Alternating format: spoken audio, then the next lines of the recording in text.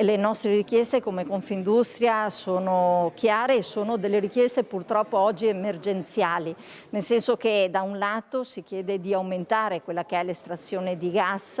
nei giacimenti che noi abbiamo, contemporaneamente anche di aiutare le imprese attraverso una calmierazione dei prezzi, come è stato d'altronde fatto sia in Germania che in Francia. Aumentare la produzione di gas nel medio-lungo periodo, calmierare i prezzi dell'energia nell'immediato, è questa la doppia richiesta della trevigiana Maria Cristina Piovesana, che in Confindustria Nazionale si occupa di ambiente e sostenibilità, deleghe mai così pesanti come in questo periodo tra caro bolletta, crisi dell'Ucraina e transizione ecologica, contingenze che richiedono risposte strutturali come la riapertura del fronte delle trivellazioni. Noi avevamo già una produzione maggiore di gas, dopodiché nel tempo l'abbiamo sensibilmente ridotta. Si tratta intanto di ripristinare ciò che già facevamo prima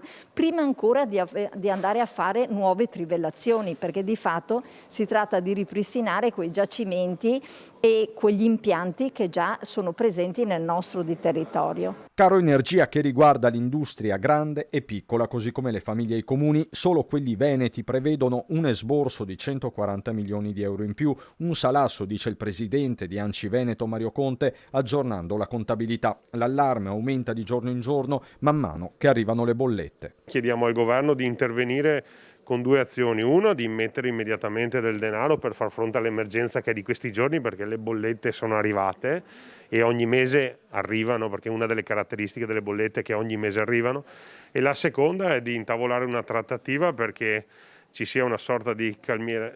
prezzi calmierati, perché non vorremmo trovarci in futuro a dover sempre ridiscutere dello stesso problema che sta di fatto mettendo in ginocchio le nostre comunità.